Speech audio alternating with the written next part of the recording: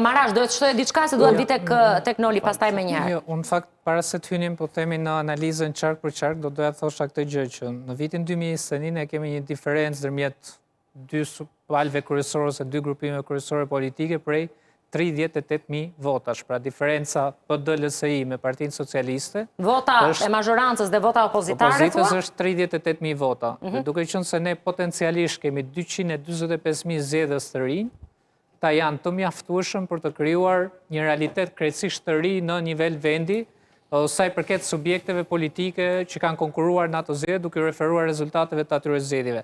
Ka qenë një diskutim fakt që ne kemi bërë edhe në gjykatën kushtetuese, kur është vendosur pikërisht për çështjen e votës së diasporës, sepse edhe kjo është një dhënë rëndësishme, Jonita, mendoj unë, nga 1.7 milion shtetas shqiptarë sipas Instatit me drejt vote që jetojnë jashtë Shqipërisë, ne kemi 245.000 të regjistruar, që do të thotë vetëm 14.4%. Është numri i shtetasve shqiptarë që kanë shprehur vullnet për të regjistruar në këto zgjedhje. Megjithatë, siç është edhe në atë kohë, po themi, kur u diskutuan vitin 2022 në gjykatën kushtetuese dhe rezultonte tani, është një masë e mjaftueshme njerëzish për të prodhuar një realitet të ri politik. Për mbysur rezultatet. Ajo që po themi është ndoshta gjëja më interesante për të parë këto zgjedhje në pikpamje të statistikës, është fakti nëse do shohim që votuesi i diasporës ndjek të njëjtin trend dhe tendencë që ka zgjedhësi brenda vendit, apo do shohim një tendencë dhe një trend të ri. Dhe ne në fakt do kuptojmë nëpërmjet kësaj të dhëna, apo nëpërmjet këtij rezultati, do kuptojmë edhe vlerën e madhe që pati vota e diasporës për prodhuar ndryshime në vend.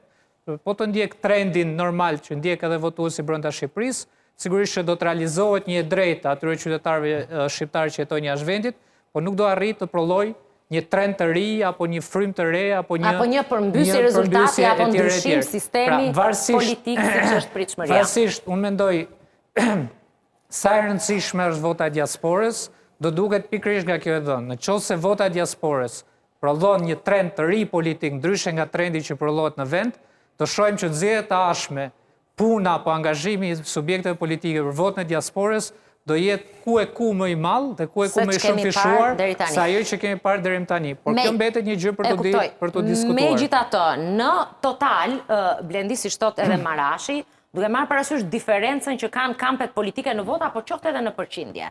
Nëse do t'i shohim si dy bloqe të mëdha, Partia Socialiste, vota e mazhorancës, vota opozitare. Po të konsiderohen gjithë të 245.000 të paktën si vullnet për të votuar në 11 maj nga diaspora, ka gjasa të përmbyset kjo diferencë? Apo duhet patjetër ta shohim qark pas qarku të kuptojmë kush mund ta prodhojë? Pra vota e diasporës, kjo 245.000 kërkesa, po patjetër, vota numërohet nivel qarku dhe janë 12 ngjarje të pavarura, që kanë dinamikën e tyre të brendshme dhe që kanë ndërveprimin e faktorëve brenda qarkut. Çdo qark është një Shqipëri, le të themi, ka një histori vetën. Rrethana lokale, rrethana... Pa diskutim, dhe duhet lexuar vota diasporës në këtë logjik, brenda çdo historie të çdo qarku. E para, e dyta është pa diskutim si vot opozitare dhe si vot majoritare diferencat janë të vogla, ajo që mbetet për të parë është që si do reflektohet ky dimensioni i ndarjes madhe që ka opozita tek diaspora. Pra, diaspora do shkojë me ndarjen e vjetër që ka dy grupime kryesore, PS, PD, dhe kjo është historia politike e Shqipërisë. Apo ne kemi një realitet politik sot që kemi 11 subjekte, kemi disa subjekte tjera që konkurrojnë, si do pasqyrohet tek diaspora mbetet për të parë. Okej, Sa e rëndësishme është Kuksi nuk do ketë efekt në rezultat. Nuk i kam të dhëna, janë dy qarje që më shumë interesant. Po, Dibra patjetër, po është edhe Lezhë. Është shumë e ngjashme.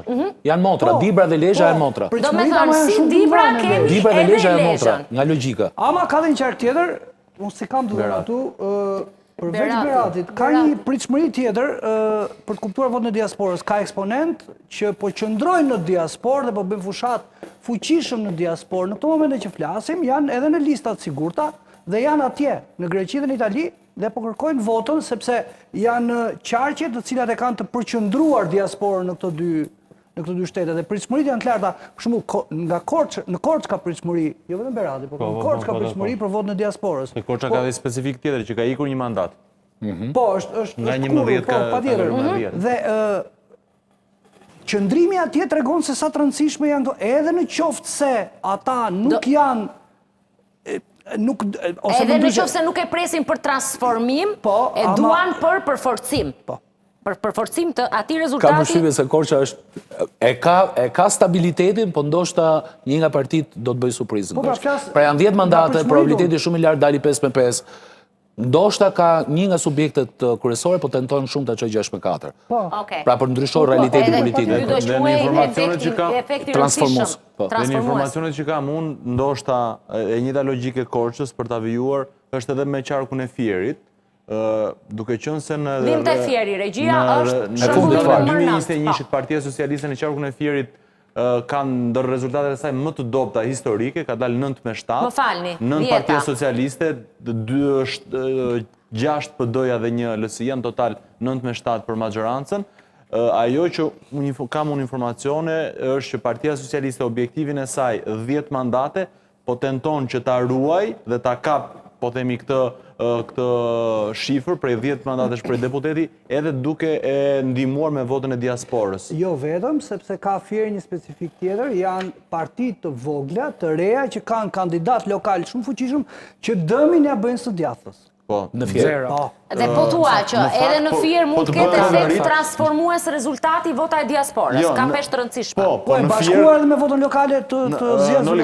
Vetëm një element interesant, që ndoshta unë sot e kam diskutuar me disa miq të mi, që perceptimi në fakt është ky që sapo thatë ju, që votat e partive të vogla të djathta, që janë krijuar gjatë këtyre 2 viteve të fundit, mund të dëmtojnë Partinë Demokratike, por gjithmonë duke marrë të mirë shqena të shifra aty, 64.680 vota, dhe duke i bashkuar 12.000 votat e LSI, sigurisht me një të kurrje, me një ullje. Ka faktor lokal Partisë Demokratike që garojnë Tiranë. Muslim Urizi merr vota në qark. Po sigurisht, po është këtu, nuk është sigurisht. S'ka qenë as 2021.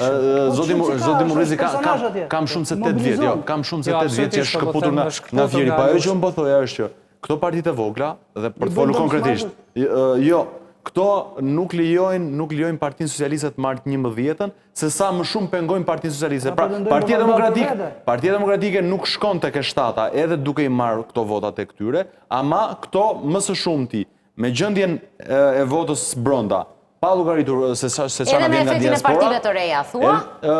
Më së shumti pengojnë Partinë Socialiste për të shkuar tek 11-a, se sa pengojnë PD-n për të shkuar tek 7-a. Pra, çimentojnë në 10-6. Minimalisht 2 mandate me efekte të ndryshme në qarqe të ndryshme. Si efekte ndryshme në qarqe ndryshme, por nuk të doja që të themi të parashikojmë rezultatin e procesit zgjedhor, aq më shumë kur kemi edhe votë diaspore. Aq më shumë një qark si puna Fierit, i cili, më themi, është njohur gjithmonë si hambari votave të majta, por me sa duket po kthehet në një nga zonat që ka dhe, më themi, përplasje më të madhe politike të ditëve të fundit. Sa ndihmon diaspora këtu? Qoftë opozitën, qoftë majorancën, për të arritur ato objektiva që ato kanë, për shembull për qarkun e Fierit.